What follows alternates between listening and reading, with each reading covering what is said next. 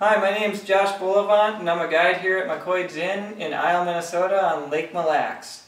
And today I'm going to show you kind of how to rig up a bobber rod. It's one of the most used techniques on the lake. It works all year round.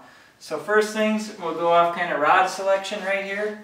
I prefer, when I'm slip bobbering, is a 7-foot medium action. It's got a nice backbone to it, especially a little bit longer rod. You can get away with shorter rods like a 6/6 rod, stuff. And medium light actions work, but I just prefer the medium action because there are some bigger fish on Lake Mille Lacs. And then just, you balance it with a nice reel, and then I set it all with 8-pound test mono. You don't need anything else. You can use Fireline. The problem I found with Fireline is sometimes that the bobber stops tend to slide a little bit more than the mono, but you can get away with that. If that's your preferred choice. But also having a little bit of flex with that monofilament, because it does have a little bit of stretch, especially when you're slip bobbering, is a nice thing to have too. So we've got our 7-foot rod here. Like I said, it's a medium action rod.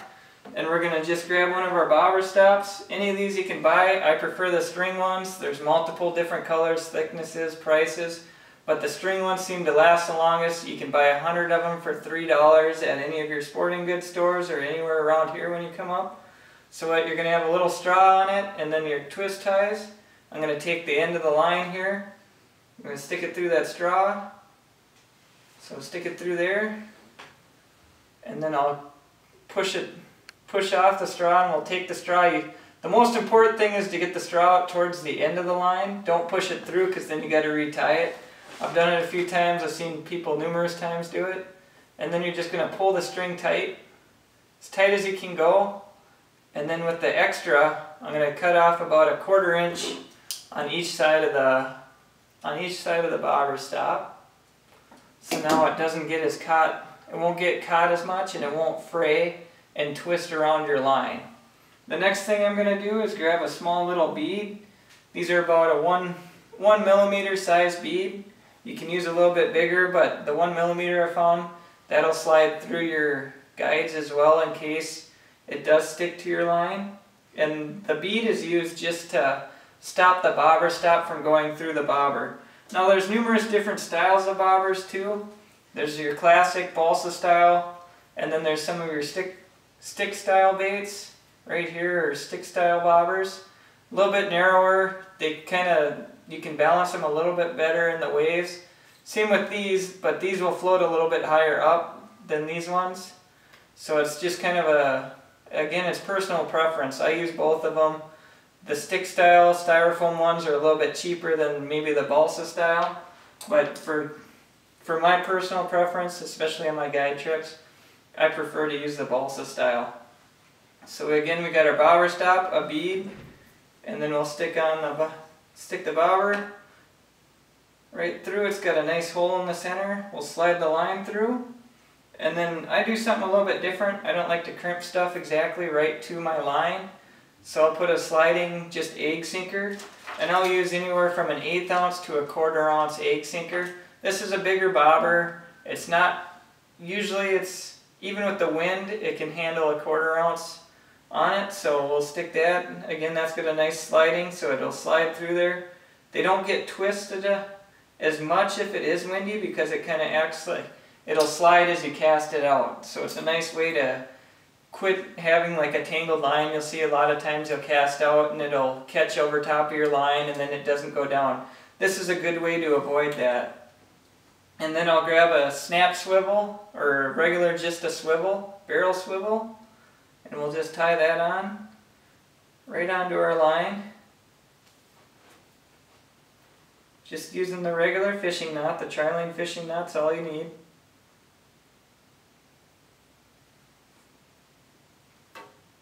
Tie that on,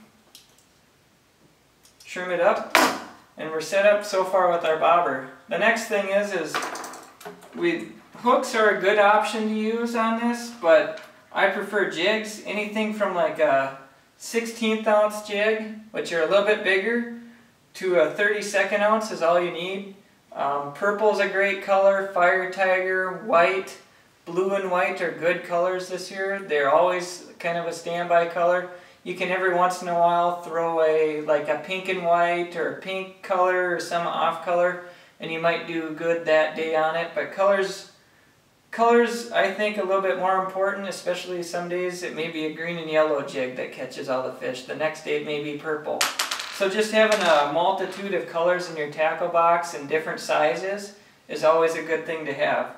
So I'm going to put on this green and yellow. We did good on it tonight out on the gravel bars tonight. So I'm going to switch to that, and I'm going to take, usually if I'm using 8-pound test, I'm going to take a diameter that's smaller. So I'm going to take 6-pound test. I'm just going to measure out about 3 feet from it. I'll trim it off there. Again, just all you need is your basic fishing knot, your basic trilene knot, improved knot, so we're going to twist it 7 times.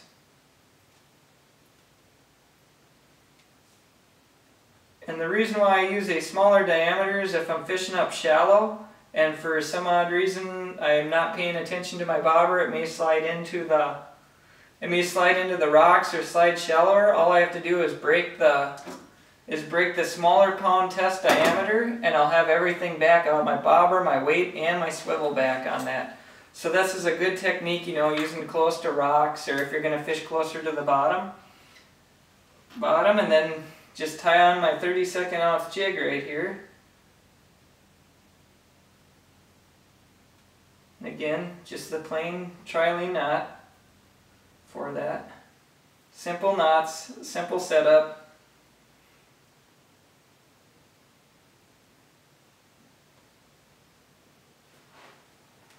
Tie that, and that's our bobber rig that we like to use here on Lake Mille Lacs.